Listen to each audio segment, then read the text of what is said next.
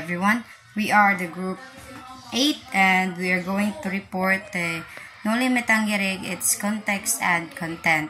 So, Noli Me Tangere is Rizal's first novel written in Europe during the peak of his intellectual achievement. So, ang Noli Me Tangere daw kay gi-write siya or giswat siya ni Rizal sa Europe during the kanang peak sa Rizal used his deep knowledge and expertise in different fields to create the novel that aimed to show or reveal the realities of Philippines life during the Spanish colonial rule in the 90s.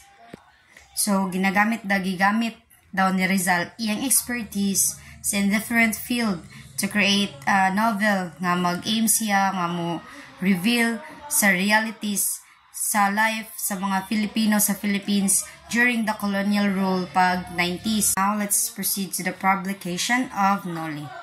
As a sojourner in Europe, Rizal participated in the movement of Ilustrados to utilize propaganda to campaign for reform in the Philippines. Rizal participated in the movement of Ilustrados to utilize propaganda to campaign for reform in the Philippines.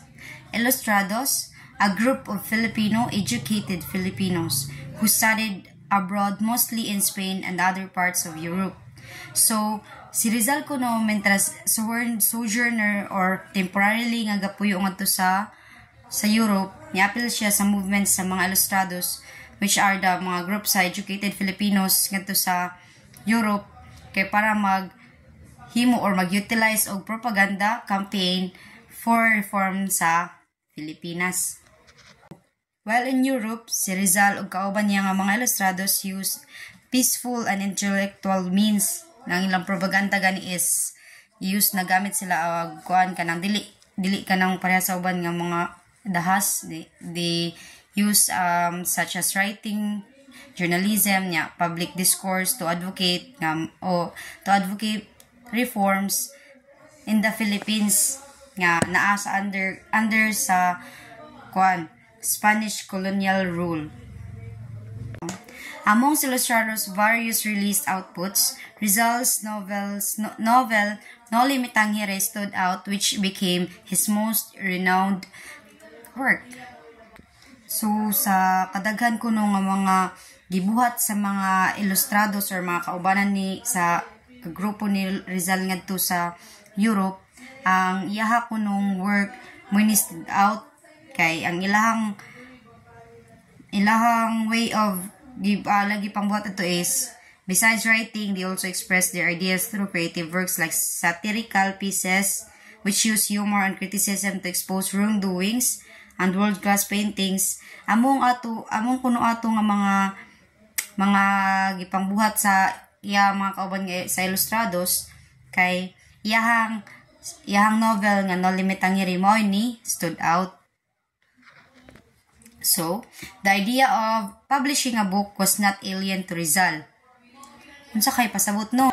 So, unsa kay pasabot? So, ang pasabot ana is meaning ang paghimo o pagsuwat og book is dili siya bag-o kang Rizal. Dili siya new ni Rizal kay sa pag 1884 daw during the meeting with the Ilustrados kay si Rizal nagsuggest siya nga mag-work sila together sa usa ka book and a certain book nga would address the issues in the Philippines. In the Philippines, however, ang katong collaborative project nga ilaon tayo moon about atong usa ka certain book is wa siya nahitabo nga as a result si Rizal nag-decide siya nga maghimo og iyang kaugalingon nga novel. So, he started writing his first novel in 1884 and completed in 1887. Juan Luna's paintings Polarium and Uncle Tom's Cabin by Harriet Beecher Stowe influenced Rizal in writing Noli.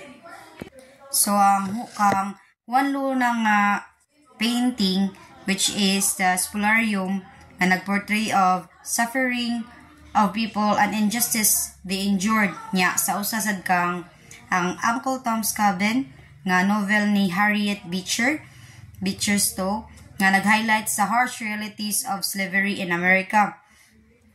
Mao to siya ang both works, duha sa work nga nag-shape ni Rizal nga nagkuha niya nga desire nga i-expose ang inequality nga gi-face sa mga Filipinos under the Spanish rule. Half of the novel was finished in Spain and the other half is in France and completed in 1886. So, Jose Rizal did not finish Noli Me Tangere in Spain because after completing the first half of the novel there, he traveled to France. Yadto daw siya France where nga iya gi-continue eventually iya gi-continue og finish ang manuscript. He likely moved to France to escape the distractions and pressures he faced in Spain and to focus on completing his work. So, the novel was published after a year in Germany. Lack of funds delays the book publication. Then Maximo Viola insisted to lend him 300 pesos for the printing of 2,000 copies. So by 1887, Rizal sends out copies of his novel to his friends. So the publication of Noli Me Tangere kay naa siya sa gi-publish siya sa Germany. Because Rizal faced difficulty securing funds for the publication. After completing the manuscript in 1886, naglisod si Rizal og pangita og financial funds financially support niya sa pagprint sa book. Fortunately, na siya friend nga si Maximo Viola nga usasad kay ilustrado nga nagpahuwam niya og 300 to cover the costing for the printing. So, Rizal chose to publish the novel in Berlin, Germany because printing there was more affordable. Mas affordable kuno ang pag-print sa iyang novel ngadto sa Berlin, Germany. And the city, ang sa Berlin, Germany sad kuno, advanced kuno ang printing technology na nag-ensure nga high quality production. Na ang first 2,000 copies ni Rizal nga gi-print niya sa Noli Me Tangere, ang iyang first 2,000 copies of Noli Me Tangere kay printed siya in Berlin pag 1887. That's all. Thank you. Title meaning. The title Noli Me Tangere draws from the Bible, specifically Jesus' words to Mary Magdalene in the Gospel of John, meaning touch me not. So kaning title ng Noli Me Tangere sa novel ni Dr. Jose Rizal, ang kaning touch me not, morning katong after sa resurrection ni Jesus Christ, morning yung words ni Mary Magdalene, katong iyang phrase nga touch me not, I am not yet ascended to my Father. Sa kaning phrase gihimo ni Rizal as a metaphor, gigamit niya as a political o social issues diri sa tuwang nasod during sa mga Spanish colonial rule. Rizal's vision. His goal was to awaken his countrymen's consciousness, inspiring them to confront and reform societal flaws. So, ang vision ni Dr. Jose Rizal sa king novel nga Noli Me Tangere, dili lang dun siya basta kay novel nga mga fictional story lang, but also na say strong message nga makapapukaw sa mga Filipino during sa mga Spanish rule. Kay nakita ni Dr. Jose Rizal nga nagsuffer ang mga Filipino sa una sa mga corruption, abuse of power, ug mga social inequality. Then dedication to the Philippines. The novel opens with a dedication, Ami Patria, to my motherland, expressing Rizal's deep concern from the nation. So kaning novel ni Jose Rizal nga Noli Me Tangere, na later dito nga gititle Ami Patria, in English to my motherland. Sa kaning later gi-express ni Dr. Jose Rizal ang iyang deep love ug concern sa ato ang nasod gi-refer niya ang ato ang nasod nga as a suffering mother with a social cancer. Ang kaning social cancer metaphorically gi-refer ni siya sa injustice o corruption and oppression during sa Spanish rule. So let's move on to the plot story of Nulumi Tangere. So this means kanang murag summary na lang siya sa novel or sa story. So the story Nolimi Tangere followed the life of Juan Crisostomo Ibarra, one of the characters sa kaning novel. So let's start with Ibarra's return to the Philippines. Juan Crisostomo Ibarra returns after studying in Europe. So si Ibarra nibalik siya sa Pilipinas paghuman niya eskwela sa Europe. Actually si Ibarra ni eskwela siya sa Europe og 7 ka tuig. Yes, 7 years. And then Kapitan Tiago host a welcome party for him. So sa iyang pagbalik gihandaan or gipangandaman ni Don Santiago de los Santos, or commonly known as Kapitan Tiago. Mausad ni siya ang kapitan sa barangay. And then let's proceed to learning about his father's fate. Ibarra finds out that his father suffered under the friars. So sa iyang pagbalik, diha niya naibaw-an nga ang iyang papa namatay hinungdan sa mga abusado nga friars. And he also found out that Padre Damaso had his father's body exhumed and moved to a Chinese cemetery. So naibaw-an niya nga ang patayng lawas sa iyang papa gipakubkob ni Padre Damaso, gipabalhin dito sa Chinese cemetery. And then next, Ibarra's school project and conflict with friars.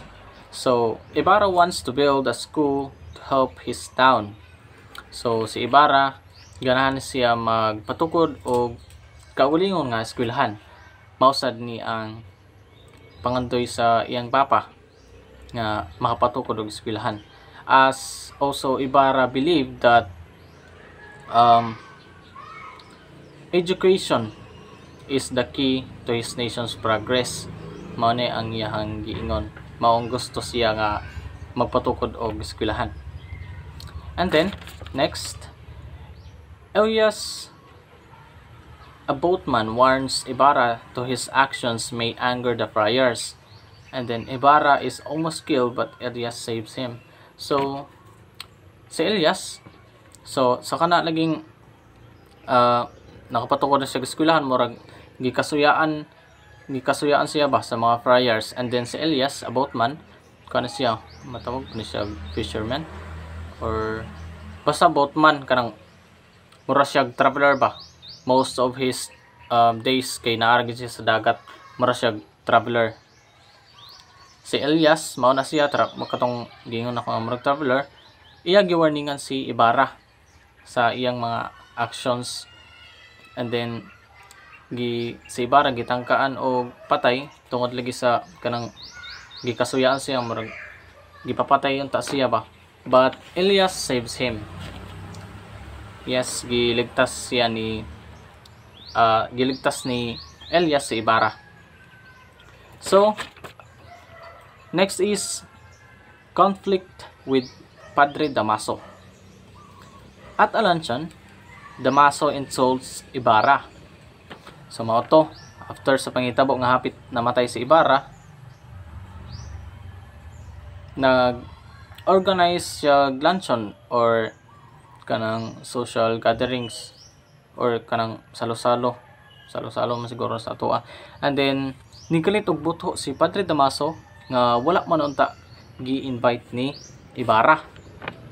And then in anger, Ibarra almost kills Damaso, but Maria Clara stops him. Sa katulaging pang-insulto ni Padre Damaso ni Ibarra, si Padre Damaso hapit mapatay ni Ibarra gitutukan siya og kutsilyo diri sa liog. But in mao to Damaso Adelaide. But Maria Clara stops him. So mao to hapit niya mapatay si Padre Damaso. Pero napugnan ni Maria Clara. And then later, Damaso then forces Kapitan Tiago to stop Maria Clara from marrying Ibarra. So mao to giingnan ni Padre Damaso si Kapitan Tiago, ang papapapa ni Maria Clara, nga dili idayon ang ilahang paghigugmaay, like kanang murag undangon ba ang ilang paghigugmaay ngayon ana. And then wa man shit. And then next is Ibarra's arrest and escape. So Ibarra is blamed for a revolt and gets imprisoned. So after that, narestos or napriso si Ibarra tungod atong pagtangka niya nga pagpatay ni Padre Damaso. And then napasingilan sad siya nga nag-revolt do siya, or kanang revolt means nagrebelde. Mao to, napriso siya. And then next is with Elias' help, he escaped and visits Maria Clara. So sa tabang ni Elias, nakatakas na po si Ibarra, and then adto dayon niya si Maria Clara. And then it is while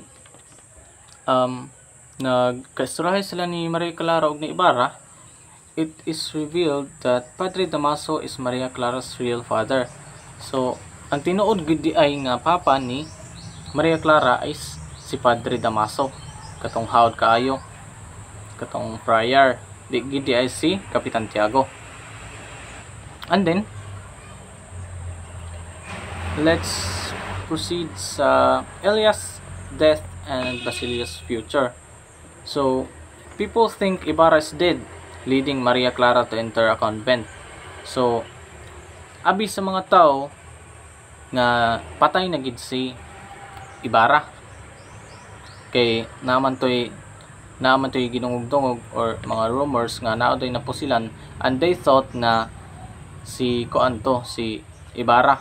But ang tinuod gid ay si Elias gid ay ang naposilan.